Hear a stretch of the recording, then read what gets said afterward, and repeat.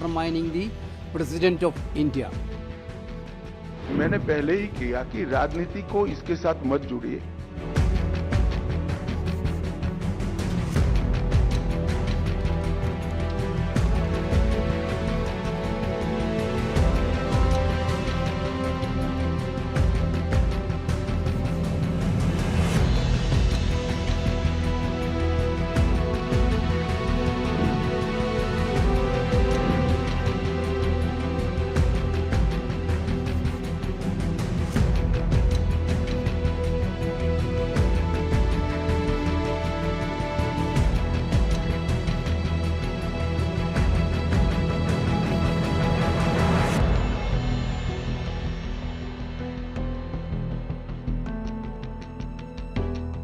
What you have done?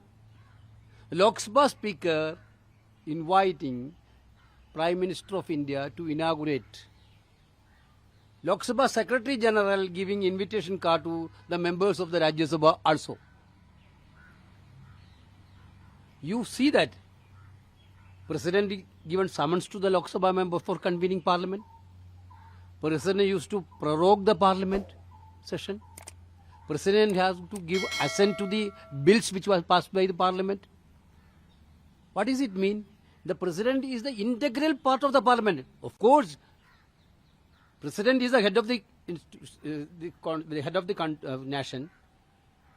Along with the head of the nation, the President is the integral part of the Parliament of India also.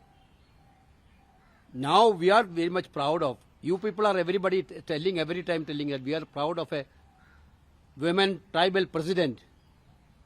The way in which you undermine the President of India, the first woman tribal president of India, where is the justification?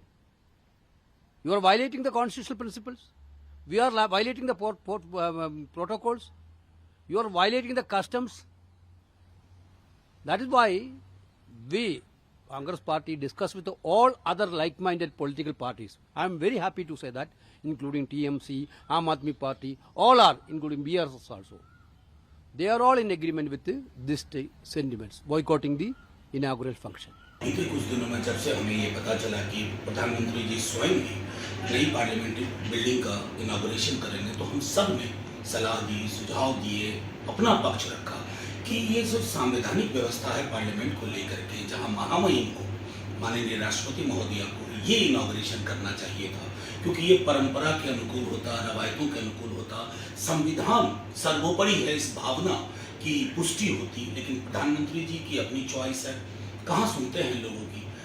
अंततः सारे विपक्ष ने यह निर्णय लिया कि एक संदेश दिया जाए, ताकि आज से 20 बरस बाद, 25 बरस बाद, 50 बरस बाद जब ये इस दौर का इतिहास लिखा जाएगा, तो ये लोग इस बात की तस्दीक करेंगे कि विपक्ष के अधिकांश दलों ने, बल्कि कई क्यों अधिकांश दलों ने इस बात के पक्ष में अपनी राय रखी कि संविधान सर्वोपरि होता है। सबसे पहला ये सवाल हमने भी उठाया था सेंट्रल विस्टा प्रोजेक्ट के बारे में कि देश की आर्थिक स्थिति खराब है, फिर भी लाखों करोड़ों रुपया, सैकड़ों करोड़ रुपया खर्चा करके जिस तरह से प्रोजेक्ट को सिर्फ प्रधानमंत्री की इच्छा के लिए बनाया, क्या उसकी जरूरत थी? आज जो देश की संसद की इमारत है, पार्लियामेंट हाउस है, वो और 100 साल चल सकती है। इस देश में जो इमारत है उससे भी पुरानी इमारतें इटाली में, ब्रिटेन में, फ्रांस में है, वो अब तक चल रही है। तो हमको इतनी क्या जरूरत पड़ी? ये इसलिए पड़ी कि ये संसद भवन ऐतिहासिक है।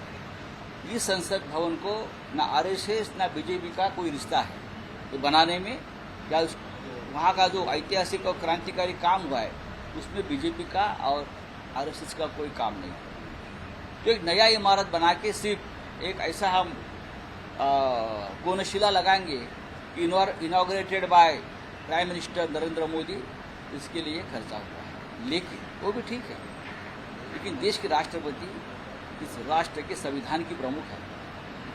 देश की हमारी राष्ट्रपति जो एक आदिवासी महिला है, वो पार्लियामेंट की कस्टोडियन है। आप उनको नहीं बुला रहे, उनको निमंत्रित नहीं कर रहे, उनके हाथों से नए संसद भवन का उद्घाटन करना ये प्रोटोकॉल है, लेकिन आप नहीं कर रहे हो।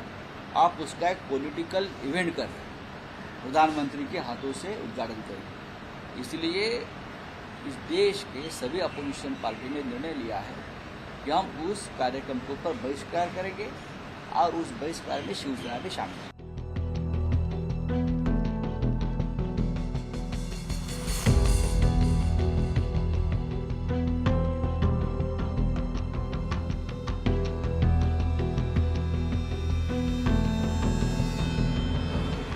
प्रधानमंत्री नरेंद्र मोदी जी के उद्घाटन करने को लेकर जब विपक्ष बायकॉट कर रहा है इस कार्यक्रम का, तो जब आप इसे वैदिक रीति रिवाज के हिसाब से स्थापित करेंगे तब कैसा हल होगा? नहीं, इसमें मैंने पहले ही किया कि राजनीति को इसके साथ मत जोड़िए। एक बड़ी भावात्मक प्रक्रिया हमारी पुरानी परंपराओं से नए भारत को जोड़ने की, इसको इतने ही सीमित अर्थ में देखना चाहिए। राजनीति अपनी जगह पे चलती है और सब अपनी अपनी क्षमता से, सोचने की क्षमता के अनुसार रिएक्शन भी देते हैं और काम भी करते हैं।